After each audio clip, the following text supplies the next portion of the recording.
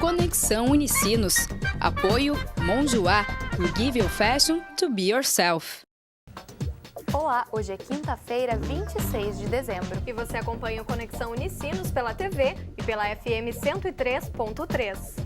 O programa de hoje é especial e vai relembrar ações que foram destaque em 2013 na área de sustentabilidade e no contato com a música. Primeiro, vamos exibir novamente uma reportagem que mostrou alternativas de descarte e reciclagem de pneus.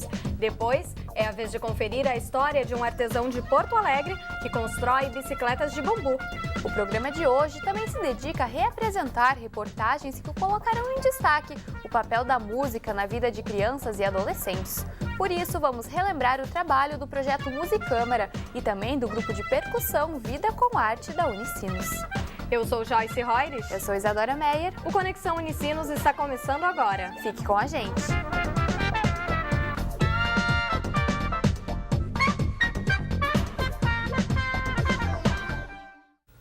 O surgimento de pneus de borracha fez com que fossem substituídas as rodas de madeira e ferro, usadas em carroças e carruagens desde os primórdios da história. Mas junto ao avanço da facilidade do transporte, veio também um material que causa impactos ambientais. Os pneus demoram muito tempo para se decompor na natureza, cerca de 600 anos. Mas hoje, apesar da frota de veículos continuar crescendo a cada ano, surgiram muitas maneiras de reciclagem e reaproveitamento desse material. Relembre agora na reportagem de Priscila Gomes. No Brasil, são produzidos mais de 40 milhões de pneus todos os anos e aproximadamente 30% deles são reprocessados e recuperados para outros fins. E isso só acontece quando o descarte desse material é feito de maneira correta, o que envolve aí a consciência dos motoristas. Eu sempre deixo na borracharia mesmo, né? Para que ele dê o descarte do pneu, né? A gente confia que o borracheiro dê um bom destino para o pneu, né? Eu costumo deixar no lugar, né? Mesmo porque pneu em casa é complicado, né? Não tem onde guardar e nem tem por que guardar também, né? Esta borracharia de São Leopoldo, por exemplo, localizada a 30 quilômetros de Porto Alegre, recebe cerca de 300 pneus usados por semana. O material é recolhido por empresas de reciclagem que garantem um destino adequado a eles. Nós procuramos conscientizar, né, as pessoas da importância de deixar esses pneus conosco ou com uma outra empresa que efetua o mesmo trabalho nosso, né? E as pessoas estão aderindo, né, estão abraçando essa campanha, essa causa. E para amenizar os efeitos nocivos para a natureza e também buscar novos materiais para produções, existem diferentes maneiras de reciclagem e reaproveitamento de pneus usados. Isso pode ser, por exemplo, pode ser moído e o pó utilizado em asfalto, né? E a gente já tem alguns trechos no Rio Grande do Sul utilizando asfalto com borracha. Depois o próprio pneu, também hoje tem várias empresas desmanchando o pneu inteiro, né? Onde utiliza a parte de plástica, a parte de borracha, a parte metálica, né? E cada um com um destino adequado. Algumas empresas também já têm licença, né, para fazer, principalmente cimenteiras, né, para fazer a queima do pneu para aproveitar a energia. Outra forma de reaproveitamento de pneus é o processo de recapagem. Nesta empresa, por exemplo, cerca de 160 carcaças danificadas chegam todos os dias e mais ou menos 75% delas são transformadas em pneus que podem ser utilizados novamente e com a mesma segurança de um material novo. Com um grande volume de borrachas de carcaças antigas, nós conseguimos dar uma utilização extremamente segura, economicamente viável, com economia inclusive de combustível para frotas de veículos, e isso também significa menos geração de poluentes, e aí aproveitando essa borracha que seria um tremendo passivo ambiental. O processo de recapagem é dividido em várias etapas, desde a coleta de carcaças até o recebimento de uma banda de rodagem. De acordo com a Associação Brasileira de Segmento de Reforma de Pneus, o Brasil é um grande reformador de pneus, só perdendo para os Estados Unidos em termos de faturamento e volume. Nesta empresa, o processo descarta menos de 2% do número total de produção em resíduos de borracha. Hoje, eles são enviados para outras empresas que os reaproveitam para a fabricação de produtos, como calçados. Nós estamos querendo dar um passo além e estamos desenvolvendo processos para reaproveitar isso de novo na geração e na fabricação dos nossos próprios produtos. E para motivar ainda mais a reciclagem, é fundamental a chegada desses produtos aos usuários finais, os consumidores. Mas o problema é que eles ainda pesam no bolso. E os materiais reciclados não devem entrar na lista dos preferidos tão depressa. Não é o momento ainda, é difícil, né, em função da própria economia, mas isso deve criar uma consciência e a gente começar a realmente se importar, né, em utilizar produtos reciclados. Bom, fica a dica aí, então para quem tem pneus, né, parados em casa.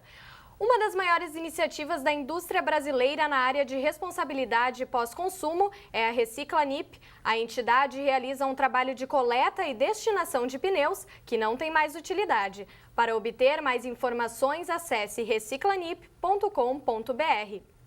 A gente sabe que ter hábitos saudáveis no dia a dia é fundamental, mas a correria da rotina muitas vezes pode interferir na busca por uma melhor qualidade de vida, como a prática de exercícios físicos e uma alimentação adequada. Nós vamos relembrar agora o exemplo de Klaus Volkmann. O artesão de Porto Alegre optou por uma prática de vida mais saudável, até mesmo no trabalho. Acompanhe. Viver de uma maneira sustentável. Esse é o estilo de vida praticado por Klaus. O artesão, que adaptou a garagem em uma oficina, atualmente constrói bicicletas de bambu na capital gaúcha. Começou há 5 anos atrás, quase 6 agora. Um colega amigo da orquestra, ele comprou uma bicicleta lindíssima, feita na Holanda, maior fabricante desse estilo de bicicleta aqui. E eu achei o máximo. E acontece que daí eu acabei querendo uma bicicleta que nem essa do meu amigo para mim, só que eu nem queria comprar. E aí eu fiz. E foi o que ele fez. Além de montar a própria bicicleta, a prática do ciclismo passou a fazer parte do dia a dia. Hoje, mais do que um meio de transporte, a bicicleta passou a ser uma fonte de renda. E aí eu fui fazendo a segunda, fiz a terceira. E aí a cada bicicleta que eu fazia, eu ia para algum lugar testar ela. Então, a primeira bicicleta eu subi a serra, fui até quase Caxias, fui da Picada Café e voltei, foi bem legal. Aí a segunda bicicleta eu fui para o Chile, então depois eu fui para o Peru testar outra bicicleta, e fui conhecer a Bolívia também. E agora no último verão eu estive na Bahia. Eu fui até Salvador de avião e desci até o Espírito Santo pelas praias, pedalando pela areia, assim. Então aí eu dormia olhando as nuvens, ou as estrelas e a lua, do lado dos caranguejos e dos coqueiros. Usado principalmente pelos povos asiáticos, o bambu é uma matéria-prima acessível. Além de ser uma produção sustentável, proporciona resistência às construções feitas com esse material. O artesão Marcos chegou há poucos meses em Porto Alegre e logo se juntou a Klaus na montagem das bicicletas. Mas está sendo uma experiência maravilhosa. Eu já tinha um trabalho manual com artes, né? Eu construía bonecos para teatro e andava de bicicleta e consertava as minhas próprias bicicletas ou de amigos. E achei que seria uma experiência bacana estar aqui com o Klaus, que era uma pessoa que eu já conhecia, construindo essas bicicletas de bambu, né? Que são tão inspiradoras, né? A preocupação de Klaus quanto à sustentabilidade vai além da utilização de bambu para a construção de bicicletas. Para ele, a alimentação também é fator essencial na conscientização. Eu realmente estudei bastante, né? E aí fui descobrindo diferentes fontes para cada nutriente, e eu já de bastante tempo tinha essa fantasia de viver só de frutas, mas achava que era impossível. Então primeiro eu me tornei vegetariano, depois vegano, né? Depois eu parei de comer coisas cozidas, que eu até achei muito óbvio isso, que é estranho comer coisa cozida, nenhum outro animal come. Apesar de não ter o acompanhamento de um profissional da saúde, ele afirma que conseguiu se adaptar a uma dieta que foge a uma alimentação comum, que contém alimentos industrializados. E aí, então, eu deixei de comer coisas cozidas, né? Comecei a viver de basicamente frutas e folhas e sementes. Aprendi várias receitas de tortas maravilhosas que são basicamente alguma castanha, amêndoa. Eu vou uma vez por semana na feira, compro tudo que eu preciso para a semana inteira e deu. É muito simples, na verdade. E é só uma questão de mudar prioridades, não é mais difícil. O esforço realizado por uma rotina mais saudável trouxe benefícios para Klaus. A principal recompensa pelas viagens ao longo de todo o continente foi o aprendizado e o autoconhecimento. E aí foi legal essas viagens, porque não só eu testava a bicicleta, logo via que ela estava ótima, mas que eu tinha experiências de vida fantásticas, que é muito bom para ti como ser humano, ser vivo, a solidão, para tu te conhecer, né?